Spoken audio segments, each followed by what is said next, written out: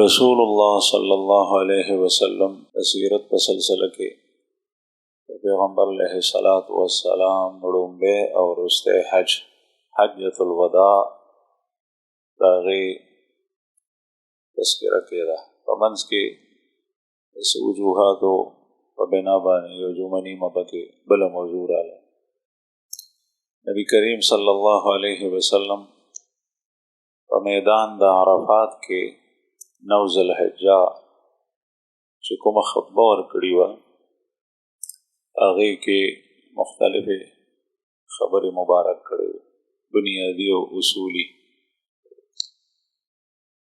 یو یې د زنانو په باره کې وصیت کړی و چې تاسو ته زه د زنانو په باره کې وصیت کوم دا د الله جل جلاله په نوم سره او د الله په کلمې سره تاسو خپل نکاح کې راوستي دي نو د هغې په تاسو باندې حق دی د هغې په باره کې تاسو ته وصیت کوم الا فاتقوا الله فی النساء فاتقوا الله فی النساء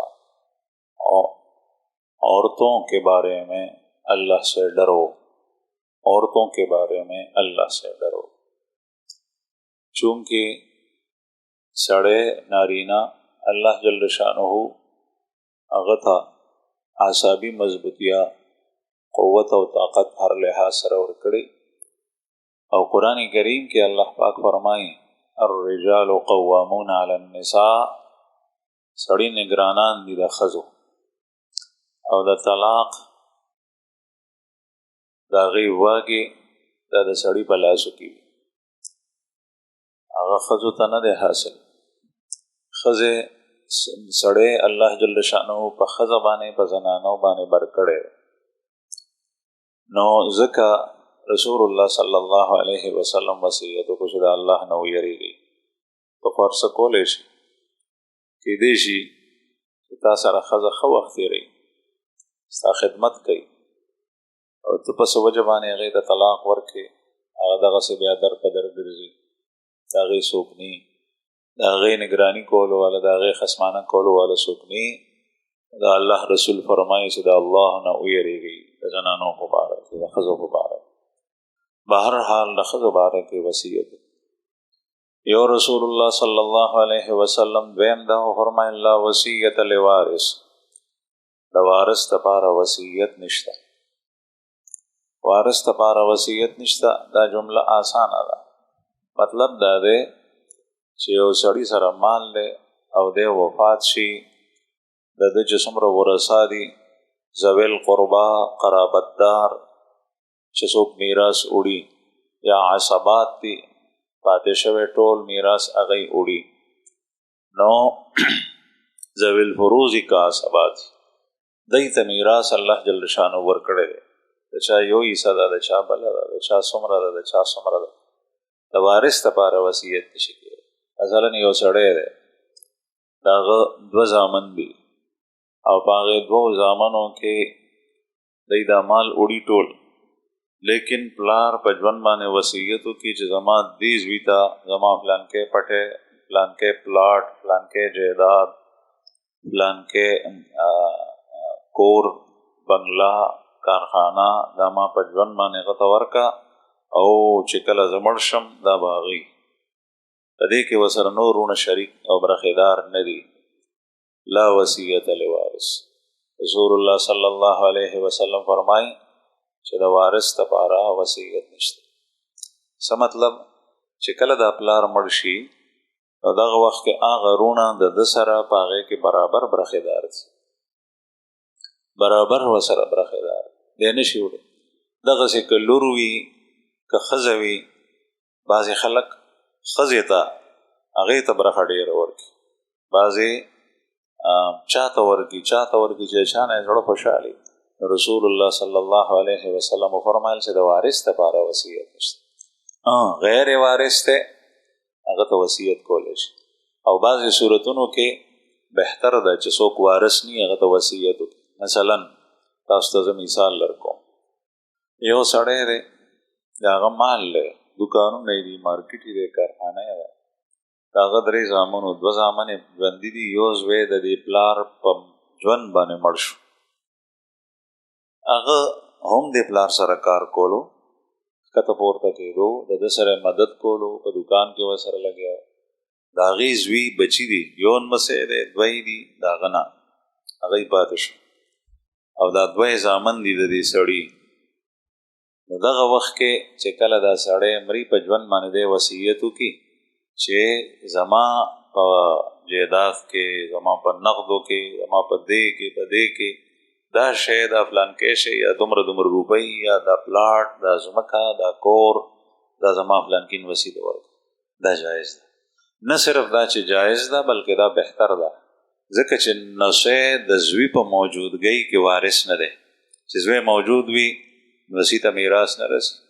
چې میراث نه رسي بعضې خلک داسې ونه کي او هغه ماشومان بچي دغسې پاتې شي، ځکه چې میراث خو په ژوند باندې څوک نه شي وړی. چې پلار ژوندی و د زوی میراث نه شي اخیستی، او زوی د پلار په ژوند باندې مړ شو نو هغه دغسې لاړو، د پلار میراث لا نه وړو. دا خو د خدای پاک تقسیم دی.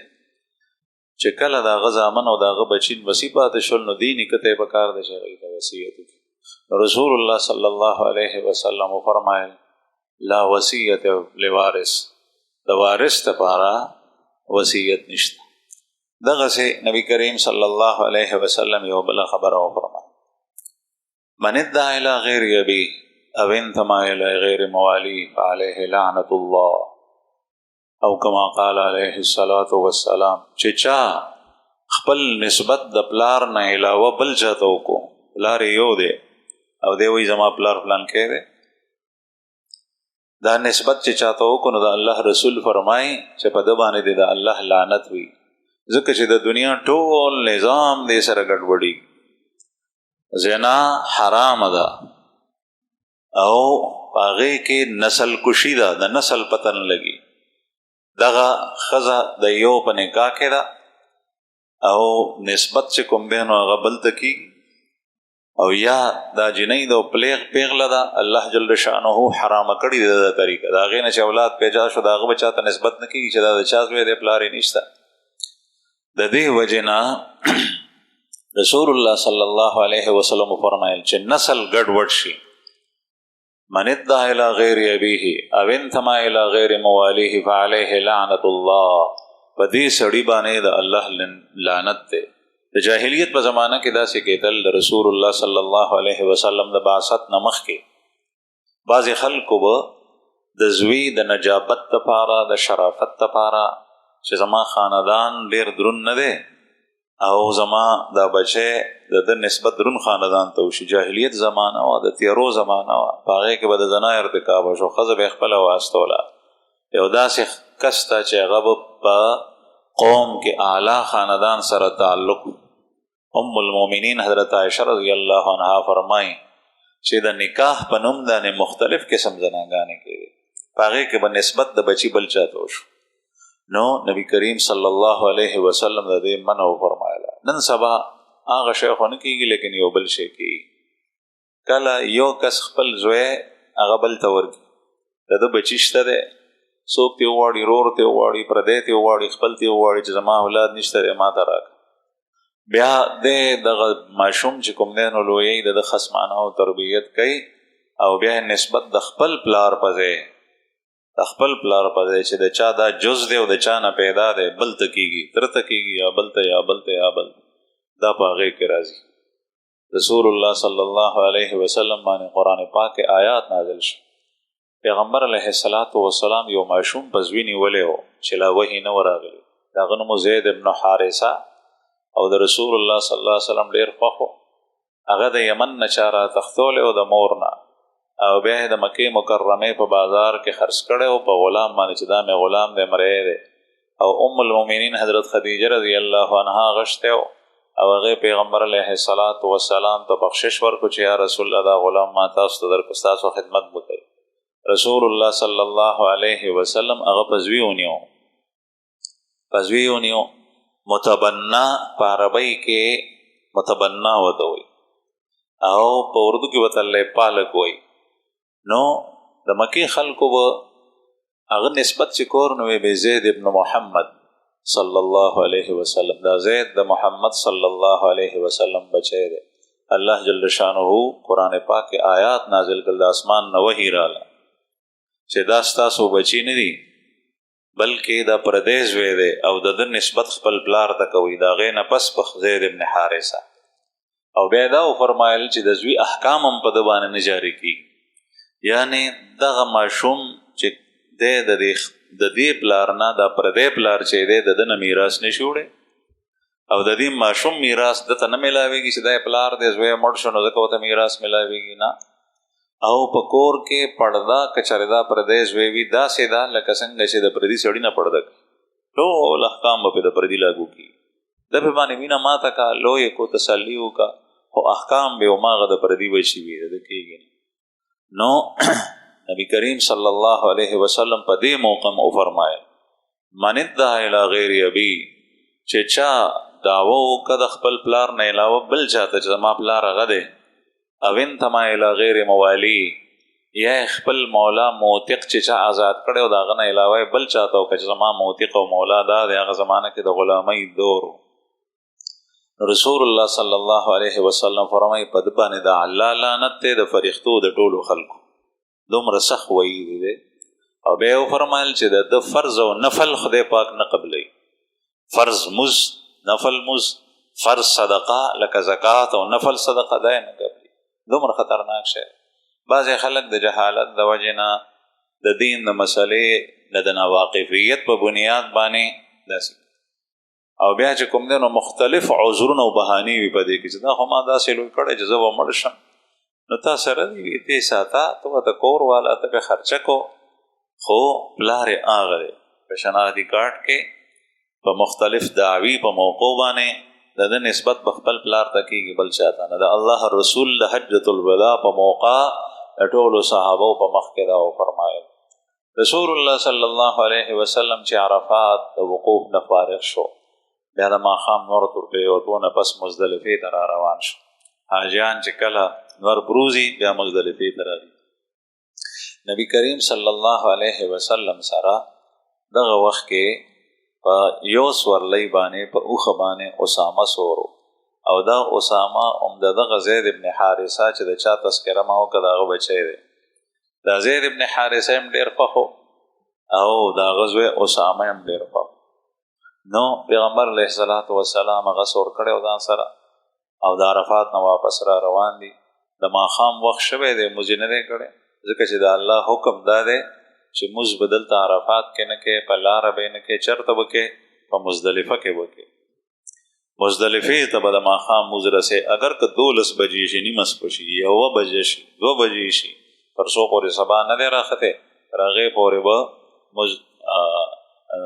یعنی په مزدلفې ته رسې چې څه وخت یې ورسېدې، وختي ورسېدې لا د ماسخوتن وخت نه دی شوی بیا مونځ نشي کولی، د ماسخوتن په وخت کې وی او چې کله د ماسخوتن وخت کې ورسېدې مزدلفې ته نو هلته کولی شي. رسول الله صلی الله علیه وسلم په اوښه سور دی، یو ځای کې او دسماتي دپاره مبارک کوز شو.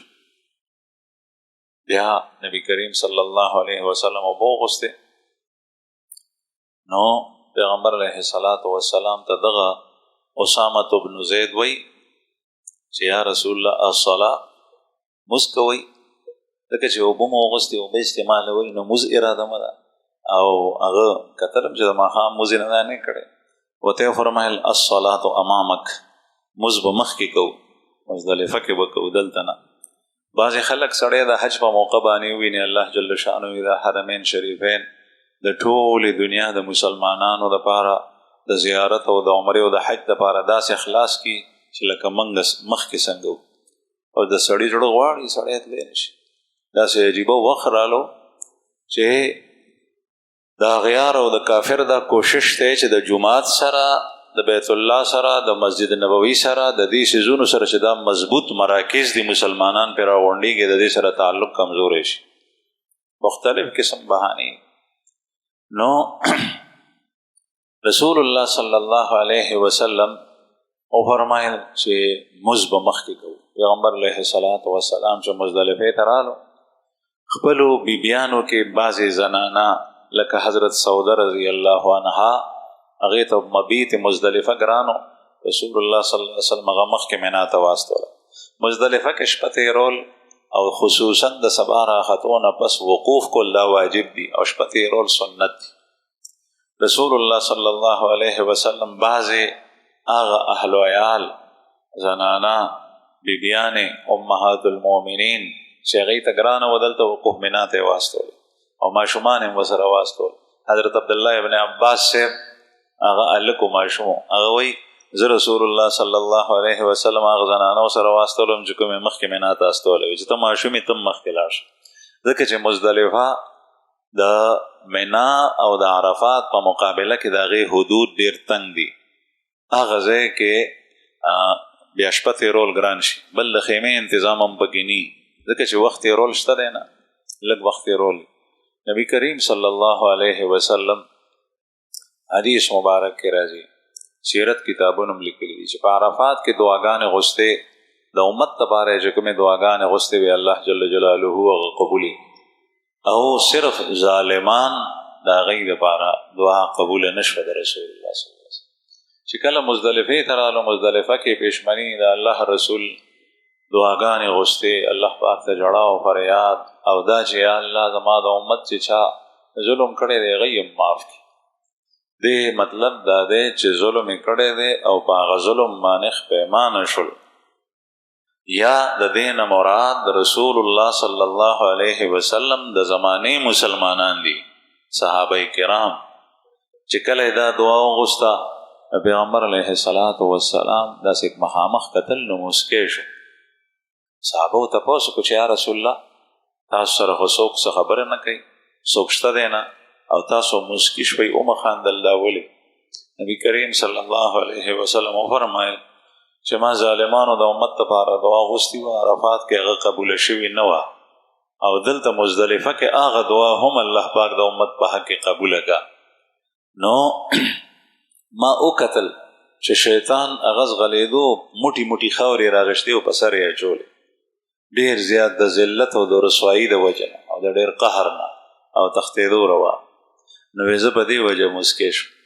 نبی کریم صلی الله علیه وسلم د سبا راختو نه پس دلته مبارک لږ ایثار شو او بیا د هغې نه پس روان شو مینا طرف ته. صحابه وایي چې د الله رسول په صحابو کې داسې روانو دومره وه چې په اوښه باندې سورو چې خلک یې ویني، لیکن دا نو چې لرې شئ لار پرېږدئ دا وکئ هټو بچو دې خوا شه خوا شه، دا نه. د نبی کریم صلی الله علیه وسلم طریقه او سنت دا وه. حضرت عبدالله ابن عمر رضی الله عنه د حجاج ابن یوسف په زمانه کې په دې پنډۍ باندې زخمی شو. یو سړی برچه داسې نیغه نیغه کوله، هغې سره ولګېدو، زخمی شو او د هغې نه پس بیا هغه زخمونو نه وفات هم شو.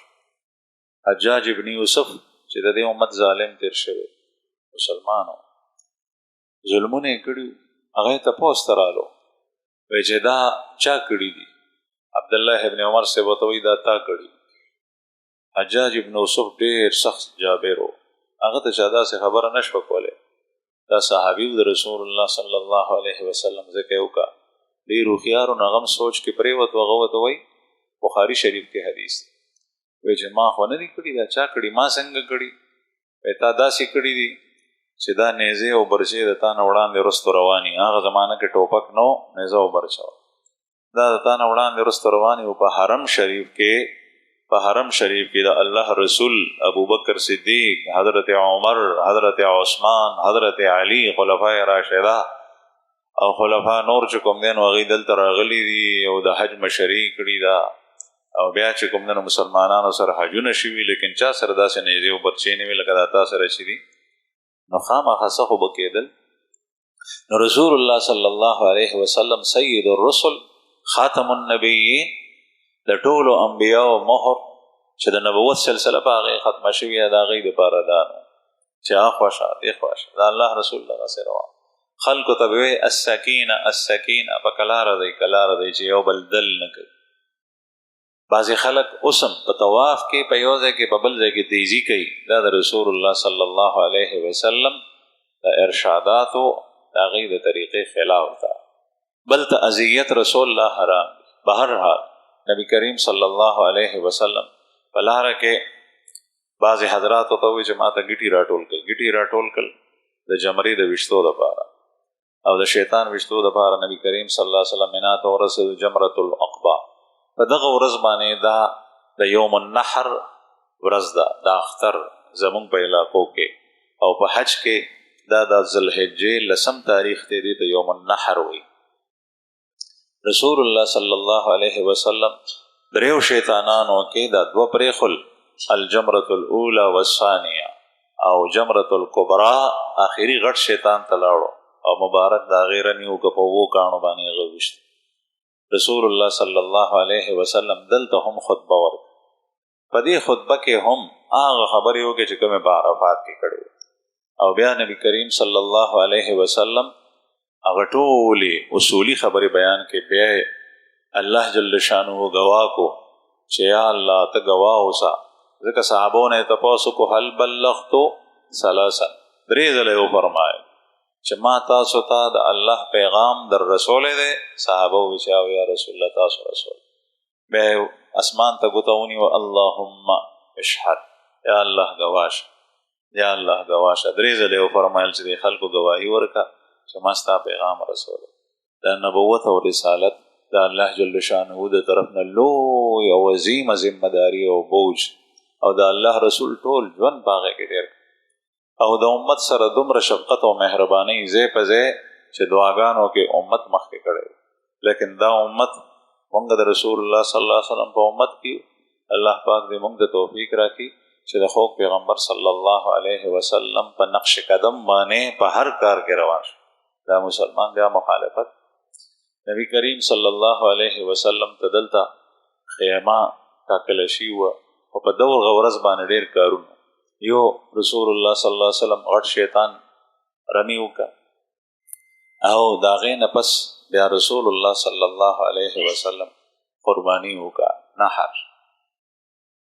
نحر یې چې کړی دی نو هغې د 100 اوښان وکړی، 100 اوښان یې حلال کړي. 3 شپېته اوښان یې ځان سره را روان کړي، هغې په خپلو مبارکو لاسو حلال کړي، او باقي چې کوم پاتې شول 29 دا یې حضرت علی کرم الله وجهه ته حواله کړل چې دا ته حلال، او دا نور باقي اوښان حضرت علی رضی الله عنه د یمن نه را روان کړي، ځکه چې هغې مخکې بیان شوي دا چې علي صاحب یمن ته استولی او د څه مهم دپاره هغه هلته نه راتلو، نو ځان سره څاروي راوستي په هغې کې رسول الله صلی الله علیه وسلم دپاره هم راوستي. 100 اوښان رسول الله صلی الله علیه وسلم پوره کړي دي په دغه حج کې، دا ټول یې نحر کړي. بعضې کتابونو د سیرت لیکلي دي چې اوښان یې کله نحر کول، د اوښ ذبح او علاله چې وي هغه د نحر په شکل کې، او نحر د اوښ د غړانګه دا ډېره اوږده ده، نو دې ځای کې د ده مرۍ ده، او دې ځای کې د سینې سره یو سوړه ده. دا نحر دې ځای کې کېږي، په نیزه باندې، په توره باندې، په خنجر باندې داسې نیغ ووایي چې نیغ ووایي د هغه رګونه دننه وشلېږي، وینه پرې راماته شي، بیا چې راوغورځېږي بیا حلال. دې نحر سره ملالېږي. د اوښ په ذبحه کې افضل نحر دی، چې اوښ قرباني کې نو افضل نحر دی، او بیا ذبحه ده، په ذبح سره هم ملالېږي. او د غوا میخې ذبحه کې اصل هغه ذبحه ده، علاله ده چې چاړه پرې راکاږي په مرۍ وت، او هغه پورته وي مرۍ سره جفت، لکه څنګه چې تاسو وینئ، او هغه هم په نحر سره کېږي، خو افضل په هغې کې ذبحه ده. رسول الله صلی الله علیه وسلم مبارک په خپلو لاسو باندې اوښان نحر کړي. نو کتابونو لیکلي چې ابتدا کې چې کوم اوښان وو تقریبا 11 اوښان، دا داسې وو دلته خو چې کله حلالېږي د اختر په ورځ باندې بعض ځایونو کې اوښ قرباني کېږي نو سمه تماشه وي، هغه څوک کولی نه شي، اوښ حلالول ډېر ګران کار دی. دا اوښان نبی کریم صلی الله علیه وسلم ته داسې را روانو لکه یو سړی چې وښو، یو حیوان چې وښو پسې ځغلي، داسې لکه خپل ځان چې په خپله وړاندې کوي چې یا رسول الله ما حلال کړه، ما ذبح کړه، ما نحر کړه، او د الله رسول به نحر کول. 3 شپېته اوښان په خپلو مبارکو لاسو باندې نحر کړه. د دې وجه علما دا بیانوي چې د رسول الله صلی الله علیه وسلم عمر 3 شپېته کاله، 40 کالو په عمر کې د الله رسول ته پیغمبري ملاو شو او د هغې نه پسې بیا 23 کاله تېر کړي دي. نو 23 او 40 درې شپې او دا درې شپې ته اوښان دی، یعنې د هر کال لپاره یو اوښ هغه ذبح کړی او دا نور اوښان حضرت علی کرم الله وجهه حلال. بیا نبی کریم صلی الله علیه وسلم صحابو ته امر وکړو چې د دې اوښانو نه یو پوټی یو قطره یو تیکه بیله کوي او دا ټول په یو کټوۍ کې واچوئ او دا کټوۍ پخه کوي. نو دا درې شپې ته اوښانو نه یو تیکه یې واچوله، هغه کټوۍ پخه شوه، د هغې شوروا نبی کریم صلی الله علیه وسلم وګوتل.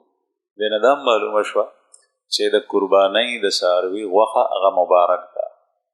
نو کوم یو کې برکت ډېر دی، رسول الله صلی الله علیه وسلم درې شپې ته حلالې کړې وې، نو د هر یو نه یو بوټی واغشتو چې هغه برکت منتقل شي دی. او بیا د هغې شوروا وګټله، ځکه چې درې شپې ته قطرې خوړل خو انسان نشي کولی او شوروا ته د غوښې اثر راکوزېږي، نو هغه یې وڅکله، هغه یې وګټله. نو داسې شوه لکه د درې شپېتو د اوښانو کې نبی کریم صلی الله علیه وسلم هغه برکات حاصل.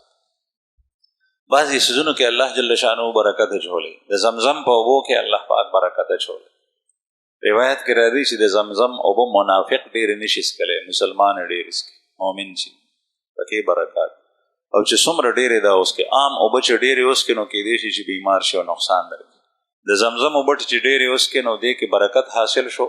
د برکت مطلب دا دی چې د دې په وجه به الله جل شانه تا ته د نیکیو توفیق درکړي، د ګناه نه به دې بچ کړي او تا کې بدن نه یو داسې کسوټۍ الله پاک پیدا کړي، داسې کسوټۍ چې څنګه زرګر سره وي چې په هغې باندې زر معلوموي چې کوټ دی او که اصل دی، دغسې د هغې برکات او انوارات په دې زړه کې د انسان راشي. د مبارک څیز د هغې په وجه باندې تور او سپین، حق او باطل، حلال او حرام دا تمیز سړی کولی شي. الله جل شانه خیر طرف ته مخه او د شر نه الله جل شانه بچ کوي. نیکیو طرف ته حسناتو ته مخه شي او د معصیاتو د ګناهونو نه الله جل شانه بچ کوي. دغسې د اودس نه پاتې اوبه په چاردام کې لوښي کې د اوبه اغوښتې دي، هغه اوبه ته استعمال کې چاردام دی وکړه، په هغې کې اوبه پاتې شوې. نو حضرت علی کرم الله وجهه یو دل چاردام وکړو، خلک ته ګیر چاپېر تاو په کوفه کې، او بیا د هغې نه پس اوبه وڅکلې، د چاردام نه پاتې اوبه، او بیا په ولاړې باندې وڅکلې. بیا یو چونګ اوبه واخیستې، هغه یې په دې د سر دا ویښته چې دي دا مخکینۍ حصه په دې باندې راتوی کړي، نو په دې تندي او په مخ باندې راتوی شو. او بیا یې وفرمایل هکذا رأیت رسول الله صلی الله علیه وسلم توضا، ما چې څنګه اودس وکړو دغسې ما رسول الله صلی الله علیه وسلم لیدلی اودس یې کولو، دا اوبه یې هم څکلې وې او دا یې په مخ باندې راتوی هم کړی. نو اوس هم زمونږ علما وایي چې دا چونګ اوبه دا چاته پته نه، دا راتویول دا مستحب دی، امر مستحب دی، او دا اوبه څکل دا مبارکې دي. یو ګوټ اوبه د اودس نه پاتې چې په لوښي کې پاتې هغه وڅکه، برکت به دې خیړې ته لاړ شي، د هغې خپل اثرات. نبی کریم صلی الله علیه وسلم چې کله د حلالین او د قربانین روزګار شو مبارک، بیا رالو مکې مکرمې او طواف یې وکړو، طواف زیارت. رسول الله صلی الله علیه وسلم دا طواف د شپې کړی. طواف زیارت په حج کې فرض دی. بیا د طواف نه پس چې کوم دی نو پیغمبر علیه الصلاة وسلام قرباني چې وکړه، د قربانۍ نه پس مبارک ویښته کل کړه. ویښته تاسو ته مخکې هم تېر شوي، رسول الله صلی الله علیه وسلم د حج په موقع د عمرې نه پس ویښته نه دي پرې کړي، ځکه چې دا هغې غج قران نه د ویښتو پرې کولو تذکره راځي. او چې کله حج ختم شو، د حج مناسک د هغې نه پس رسول الله صلی الله علیه وسلم کس راوغستو، ویښته یې پرې کړه. زمونږ د خوږ پیغمبر صلی الله علیه وسلم عموما په سر باندې ویښته پرېښي، 3 قسمه ویښتې پرېښي. علما وایي او شمایلو کې ذکر راځي، وفرا، لما، جمه، او د هغې جمع ده ولج، واو وفرا او لام د لمې نه او جیم د جمې نه. او وفرا هغې ویښتو ته وایي چې د غوږونو د نرمو نه لږ پورته وي، او لما هغې ته وایي چې د غوږونو د نرمو نه لږ ښکته وي، جتې ویښته. او جمه هغې ته وایي چې د اوږو ته څڼې را رسېدلي. نو دا ویښته رسول الله صلی الله علیه وسلم مبارک ساتل. کوم سړی چې ویښته ساتلي نو او د نبی کریم صلی الله علیه وسلم د سنت مطابق وی هغه تسبق مګورا پزړه کې دا هغه حتک مکو چې دا د سکړي لکه څنګه چې ګیره د انبیاء اجتماعي سنت دی هغه تسبق قتل په حیثیت د ګیره سره د کفر دی ځکه چې دا بداهتن او ضرورتن د دین نه ثابت. مولانا شبیر احمد عثماني رحمه الله فرمایي کہ یو کس د مسواک سپکاویو کی د مسواک ته سپکو قتل په حیثیت د مسواک سره نو دا سړی کفر ته ووتو ځکه چې د مسواک ثبوت دا ضروریاتو د دین نه دی.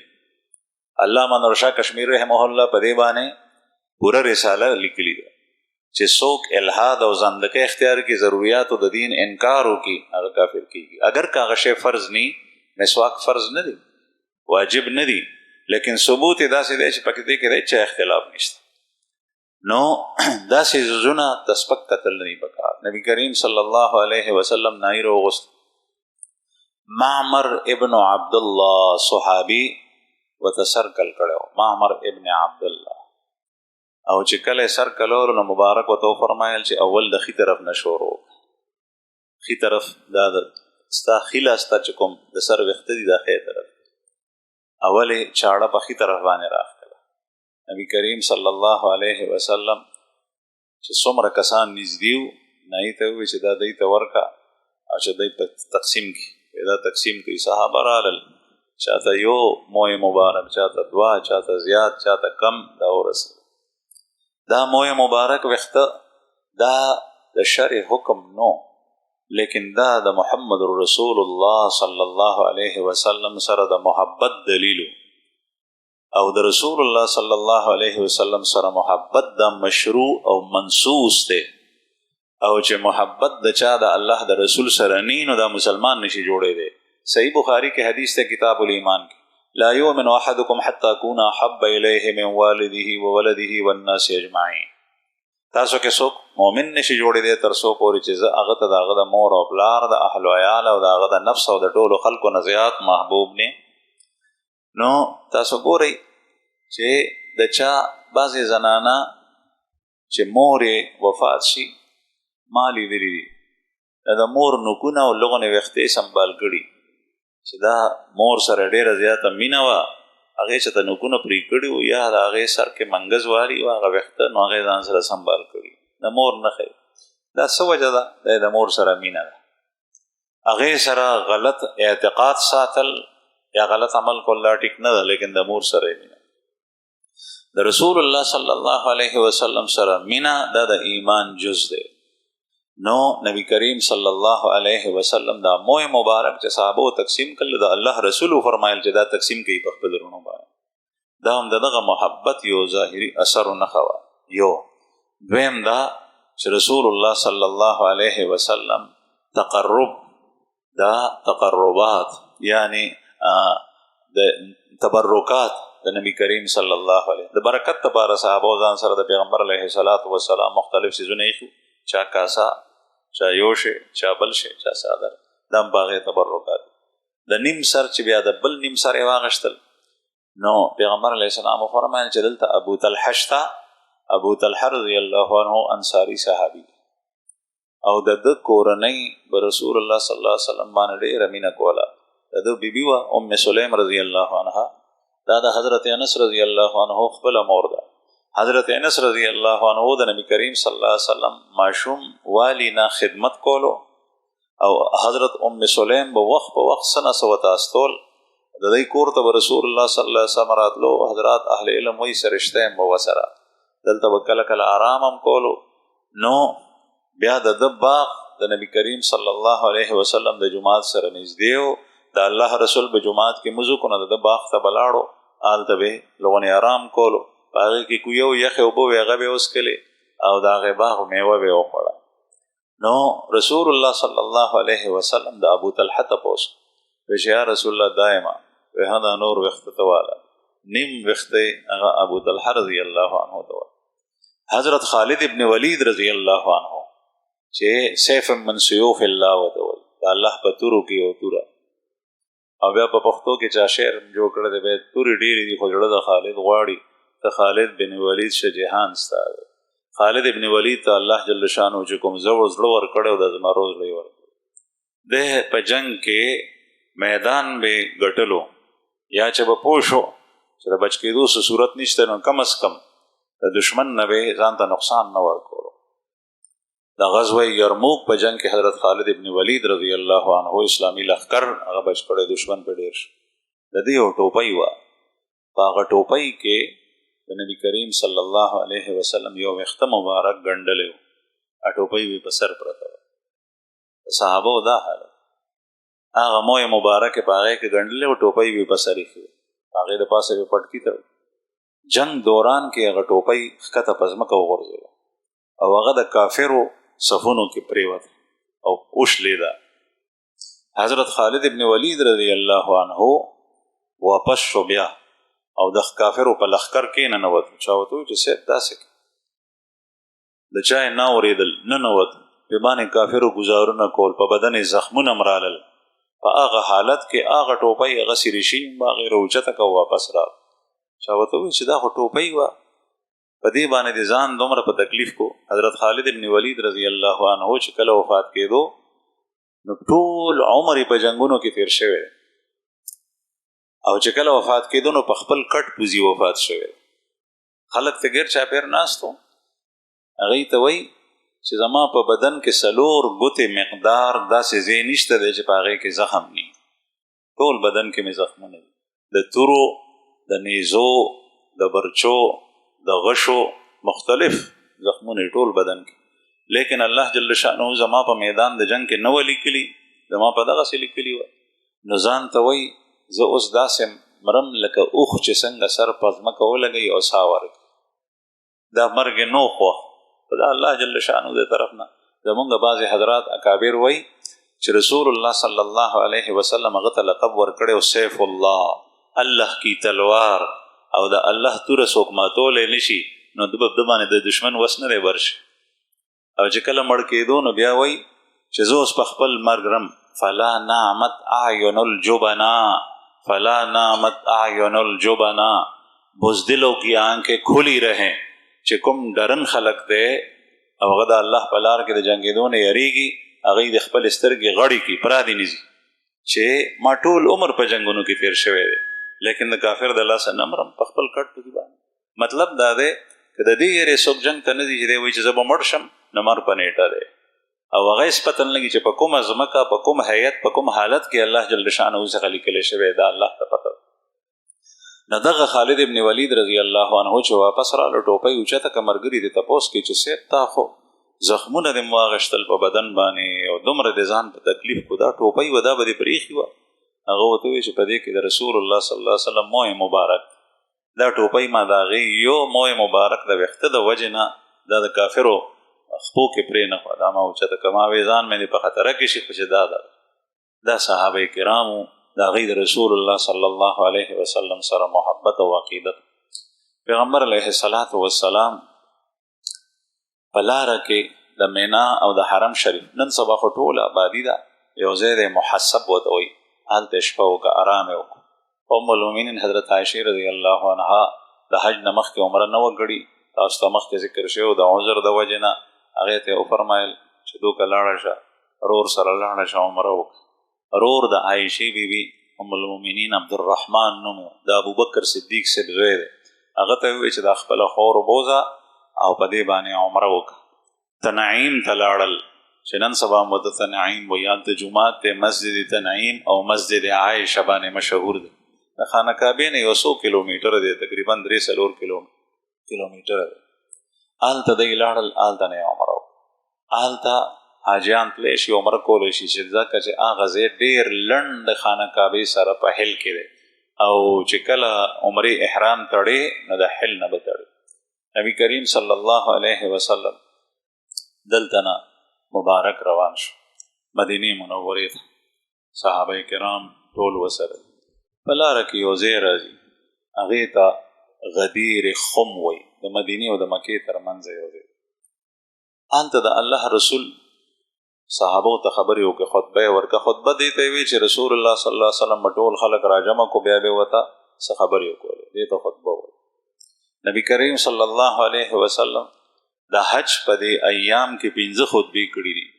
یو په 7 ذوالحجه باندې د مینا د ورځې د تلو نه مخکې یو ورځ خطبه کړي ده په حرم شریف خانه کعبه سره. دویمه خطبه په 9 ذوالحجه باندې په عرفات کې کړي ده. دا غټه خطبه ده، دا نن سبا هم کې. درېیمه خطبه بیا په یوم النحر باندې کړي ده په مینا کې چې کله شیطانان ویشتل. څلورمه خطبه ورکړې د یوم القر باندې 11 ذوالحجه. پنځمه خطبه بیا په 12 ذوالحجه باندې.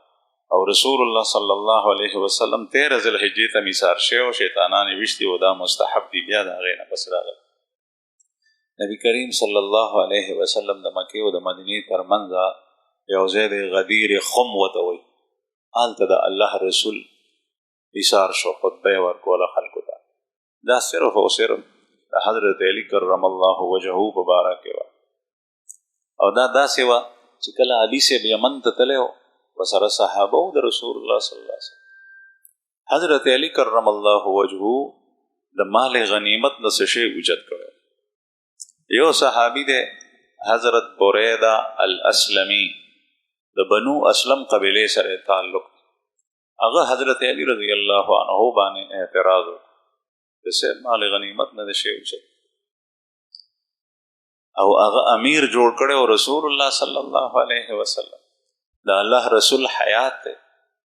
نو هغه دا ګمان کولو چې ګنې دا غشتل دته نو جایز، حالانکه حضرت علی کرم الله وجهه ته رسول الله صلی الله علیه وسلم د دې خبرې اجازت ورکړو. بعضې وایي وینځه پیغمبر علیه الصلاة وسلام ته اجازت ورکړی و. د ده دا ګمان و چې ګنې دا یې ښه ونقل ټکي نه دي. نو رسول الله صلی الله علیه وسلم ته د هغې په باره کې پته ولګېده. نو د حج د فراغت نه پس د مدینې منورې په لاره کې د حضرت علی صاحب مناقب بیان کړ او ویې فرمایل من کنت مولاه فعلی مولا، چې څوک زه چاته محبوب یم او د چا خوښ یم نو پکار دا دی چې عالم د هغه محبوب شي او هغه یم خوښ هغه سره مینه کوي. بریده اسلمي رضی الله عنه وایي چې زما د زړه نه ټوله کینه او بغض او دا هر څه ووت. دې نه دا معلومه شوه چې صرف په ظاهر باندې د چا اعتراض مکو چې په هغې کې احتمال د بلې معنا وي. یو خو هغه ده چې احتمال آخر پکې نشته، یو دا ده چې احتمال پکې شته دی د حق، لیکن ته وایې چې ده دا کار داسې و که دا د غلا و که دا پلانکی دی دا ډینګړی دی بدګماني پکې. قرآن کریم کې الله جل شانه فرمایي چې د ظن نه بدګمانۍ نه ځان ساتي. او تا ته پکار دی هر یو کس ته چې هغه داسې موقع بل چاته نه ورکوي په لاس چې هغه ستا باره کې بدګماني وکړي. ته په بل چا بدګماني مکو، بل ته داسې موقع مه ورکو چې هغه ستا باره کې بدګماني وکړي. د الله رسول یو ځل اعتکاف ته ناست په مسجد نبوي کې. اعتکاف ته چې سړی ناست نو کور ته نشي تللی، تاسو ته پته ده.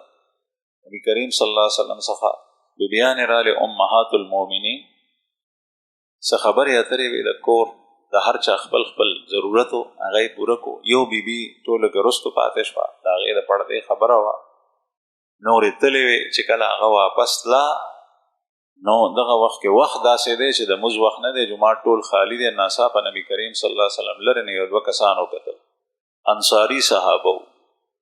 هغه یې ولیدل چې پیغمبر علیه السلام باندې نظر پرې وته، دوی سره خو زنانه ده.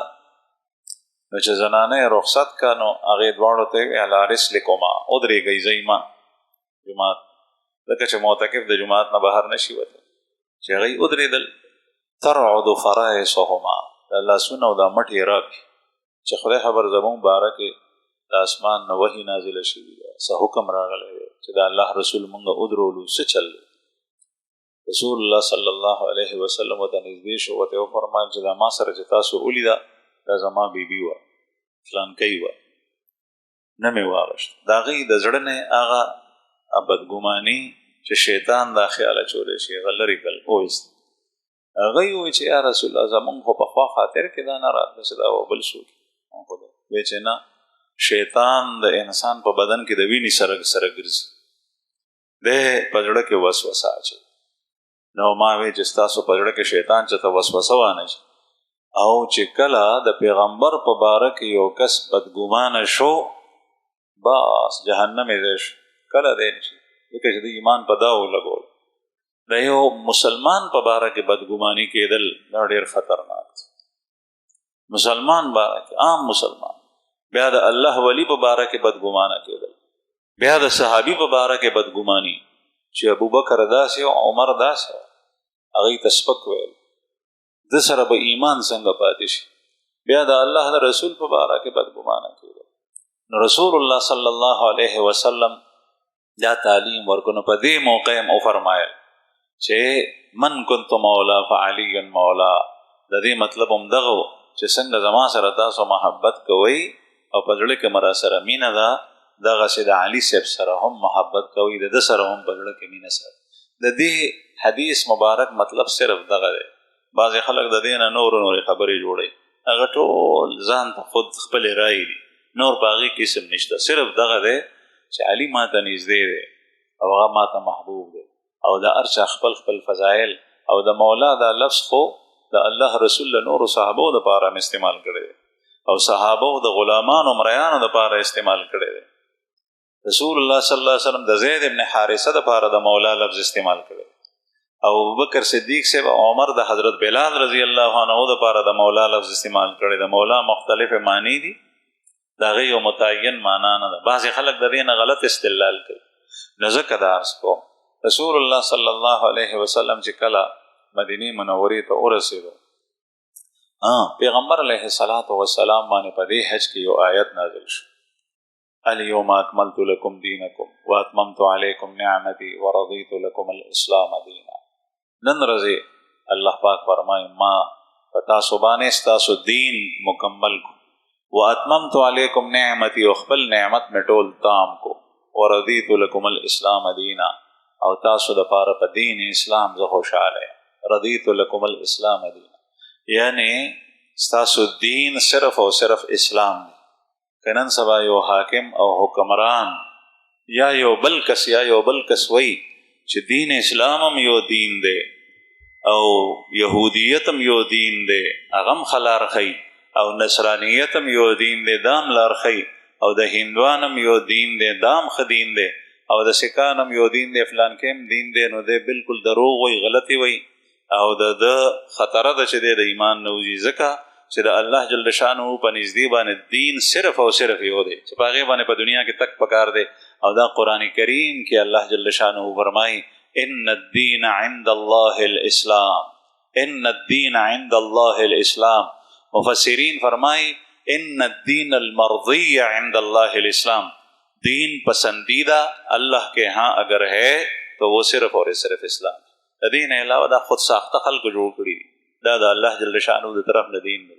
نه په هغې کې فلاح شته، نه په هغې کې نجات شته، نه د انسانیت دپاره په هغې کې اصول او ضوابط او پوره قوانین شته دی. دا د هر چا د خپل سوچ او د خپل رایې مطابق دی. څوک یو څه خیالات او تصورات.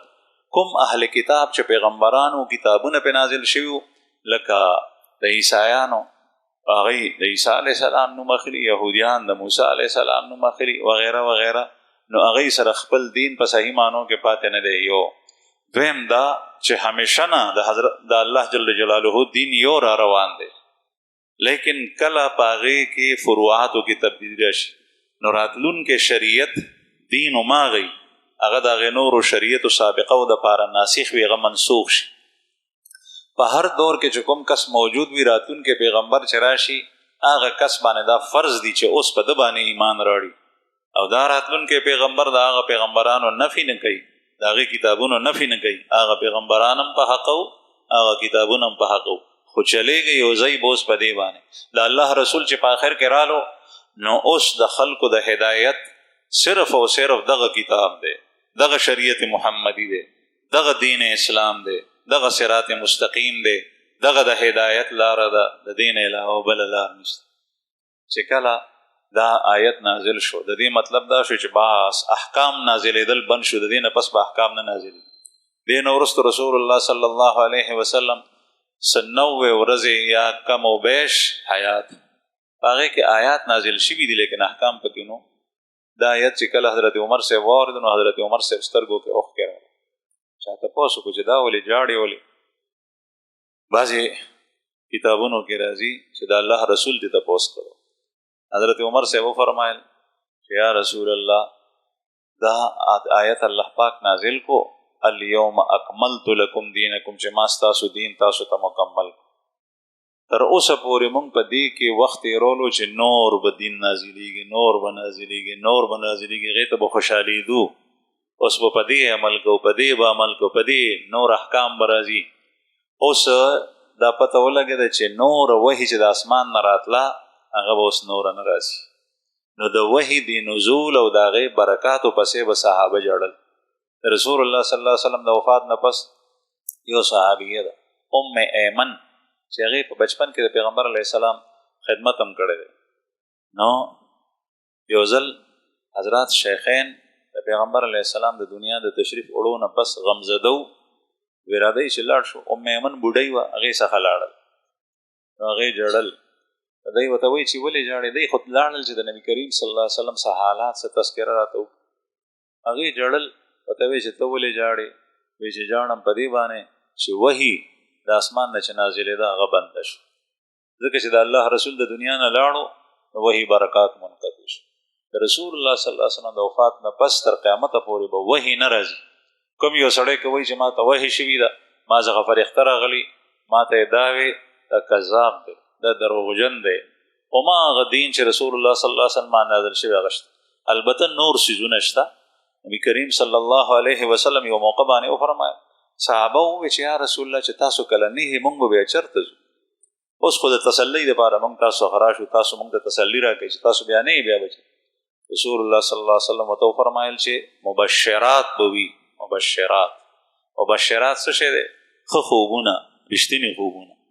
بعضې خلک اوس داسې شته دی چې ښه خوبونه، رښتینې خوبونه چې څوک ویني هغې ته د سره اړو ته لفټ نه ورکوي، توجه نه ورکوي، ترجیح نه ورکوي.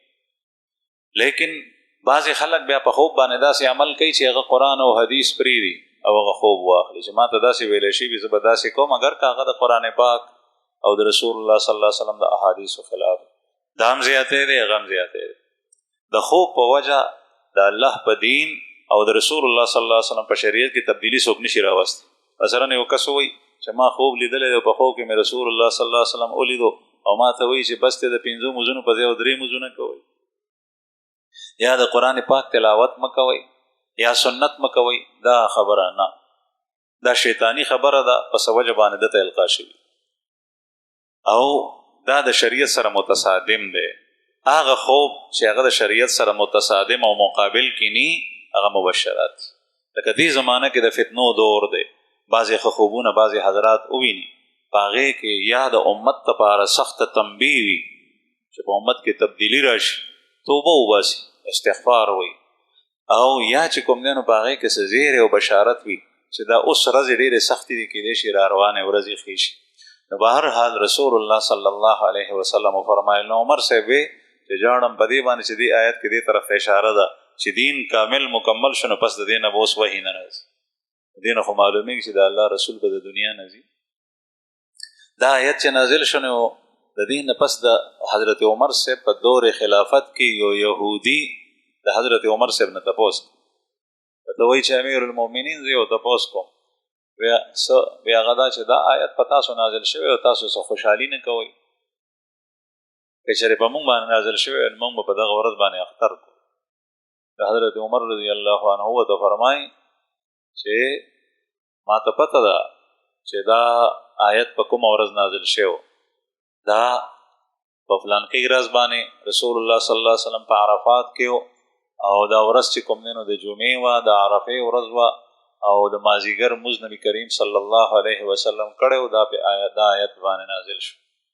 مطلب دا دی چې ما ته دا هر څه معلوم دی، لیکن سره د دې مونږ اختر نه کوو په دغه ورځ، ځکه چې مونږ اختر د الله او د الله د رسول په وینا کوو، هغې نه دي فرمایلي نو مونږ نه کوو.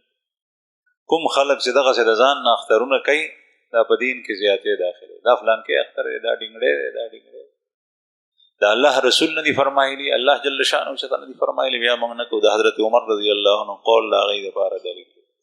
دویم بعضې حضرات وایي چې په دې جواب کې دې سره سره دام ورته عمر صاحب ووایي چې دغه خو د خوشحالۍ رځي د اختر مطلب خوشحالي وي او زمونږ د دې نه غټه خوشحالي به نور اوسئ چې د الله رسول سره مونږ په عرفات کې ولاړو دا د عرفې ورځ وه یو دویم دا د جمعې ورځ وه دوه او دریم بعضې کتابونو د سیرت لیکلي چې دغه وخت کې د یهودیانو د عیسایانو د مجوسیانو د ټولو خلکو په دغه ورځ اختر و نو دا داسې ورځ وه چې دا ډېره د خوشحالۍ ورځ د دې نه زیاته خوشحالي به ویسي.